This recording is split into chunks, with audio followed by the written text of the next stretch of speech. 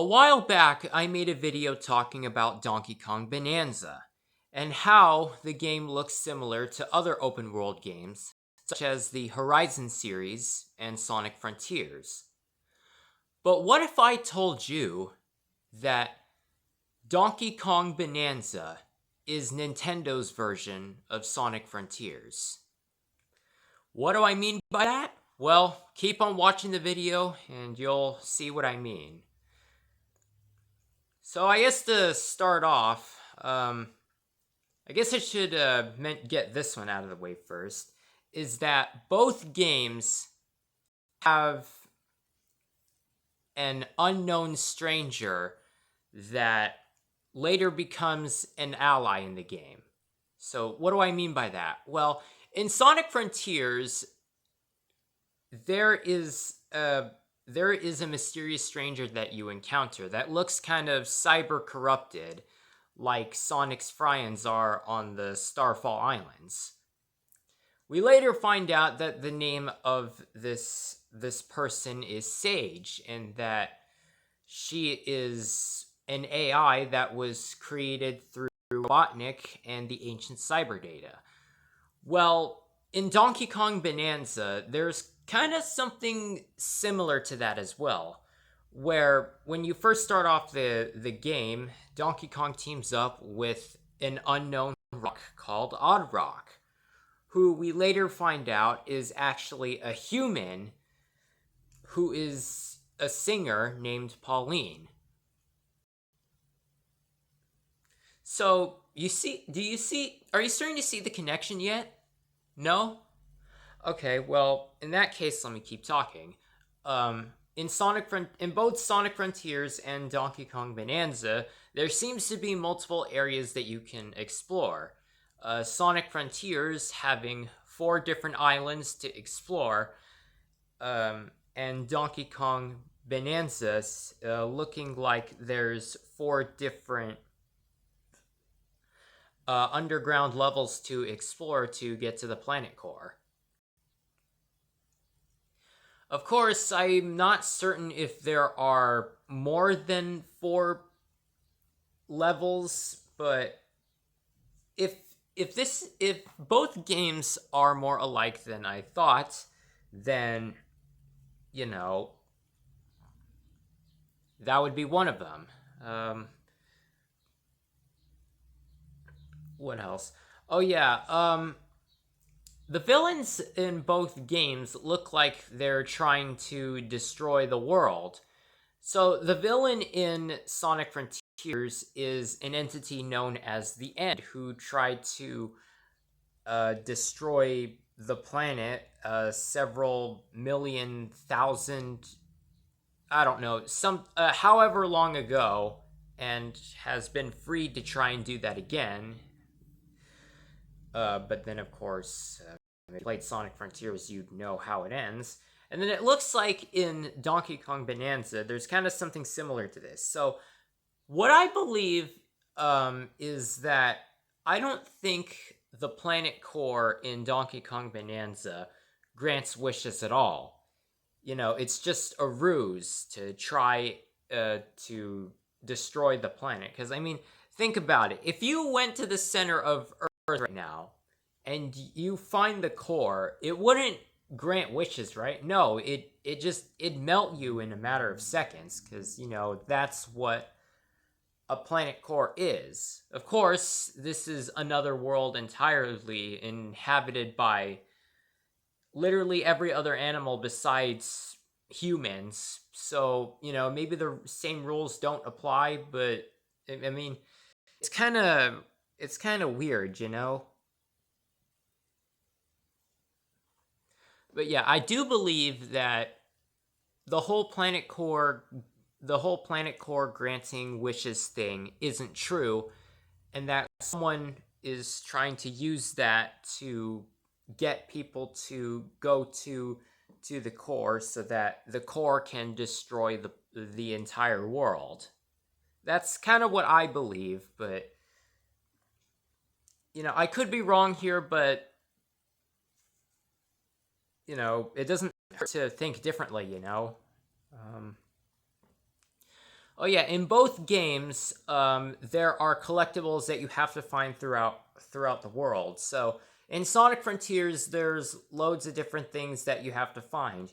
You have to find you have to find portal gears, which can unlock stages, and that's similar to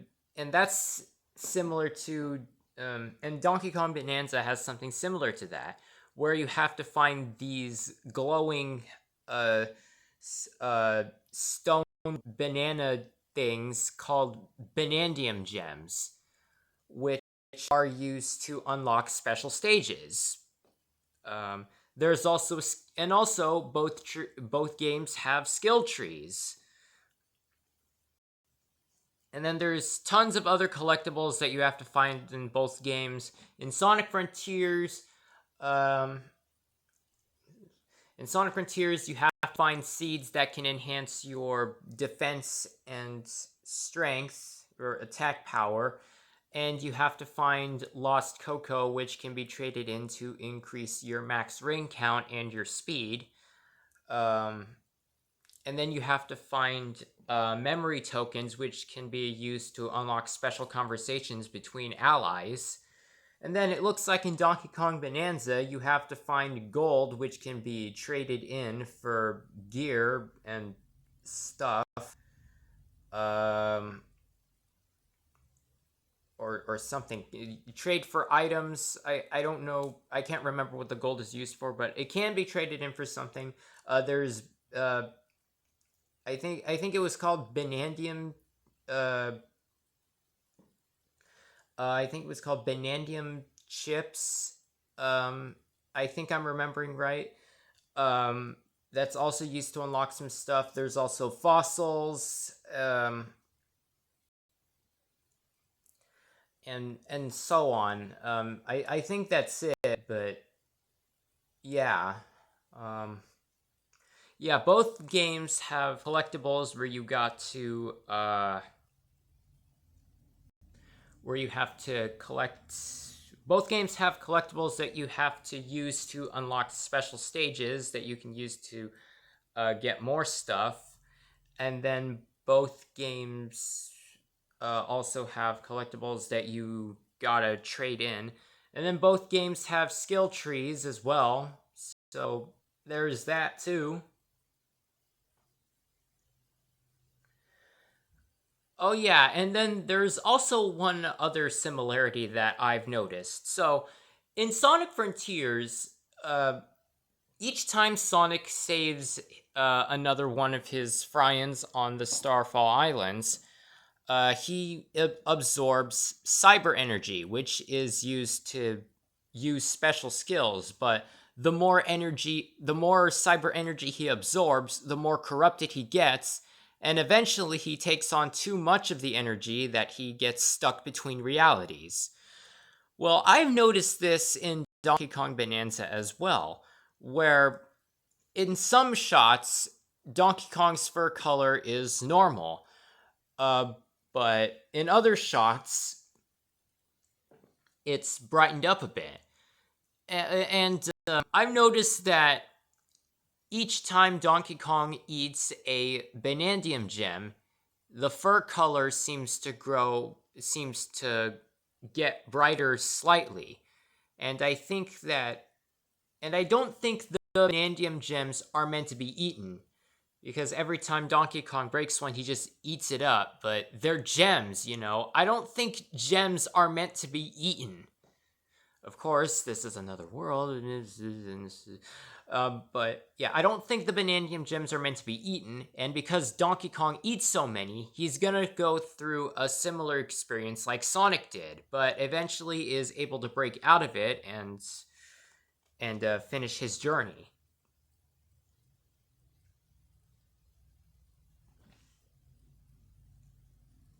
So yeah, and okay, so then why are there so okay? So now that you've heard my explanation, why why is Nintendo making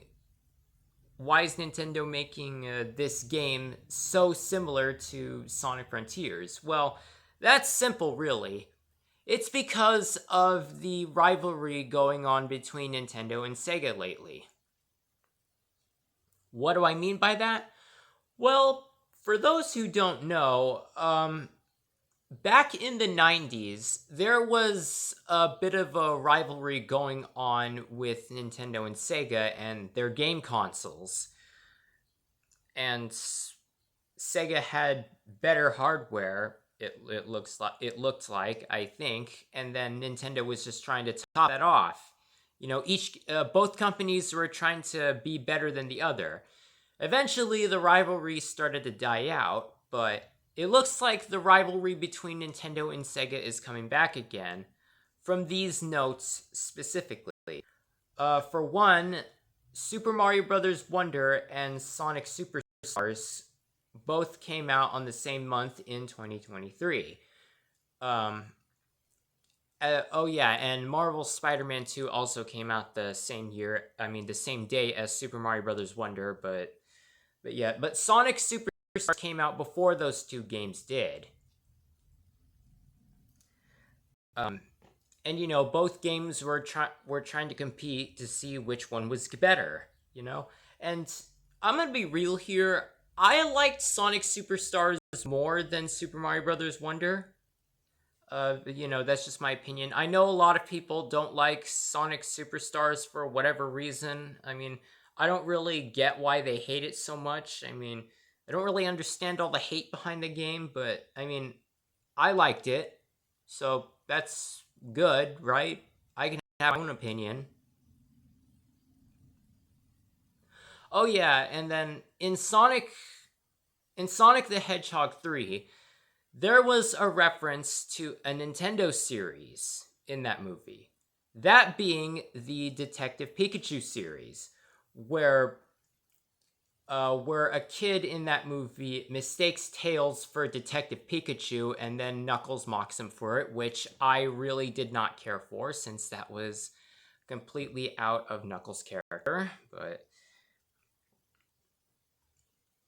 yeah, I'm guessing they decided to try and mock Nintendo with that reference and saying that the Detective Pikachu series sucks, I think.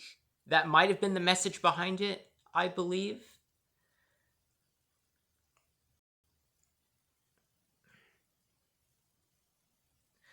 But yeah, then the rivalry between Nintendo and Sega is slowly starting to come back. First with Sonic Superstars and Super Mario Bros. Wonder in 2023, then with the Detective Pikachu reference in Sonic the Hedgehog 3 in 2024, and now this. Because, I mean, Sonic Frontiers is a good game in my opinion, okay? I know a lot of people hate it for whatever reason. I don't understand all the hate behind that game as well, but I mean, I like Sonic Frontiers, and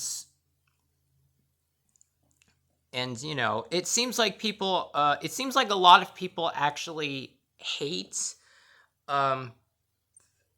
are going to hate Donkey Kong Bonanza due to there being a human in a world that's full of literally every other animal that is not a human. Yeah, I don't. Yeah, there's a lot of controversy between there's a lot of controversy surrounding Pauline for some reason. Although, what's wrong with a human teaming up with a monkey? What's wrong with that? I mean, what other game out there has a monkey teaming up with a human? What's wrong with that? I don't get why. I don't get what's wrong with that, I mean, that's fine, right? Right?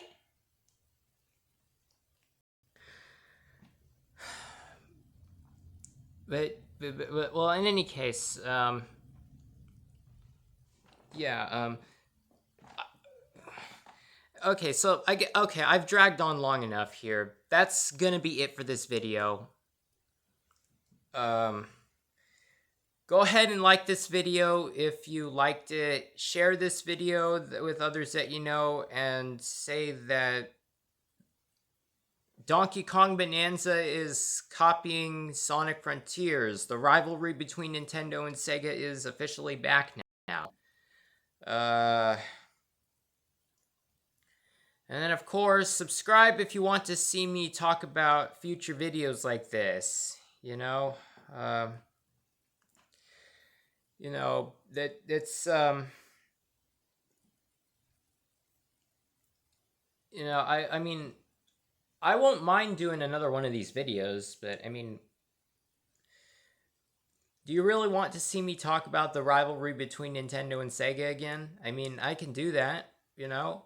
You want to see me talk about future video games? I'll do that. Just subscribe, you know?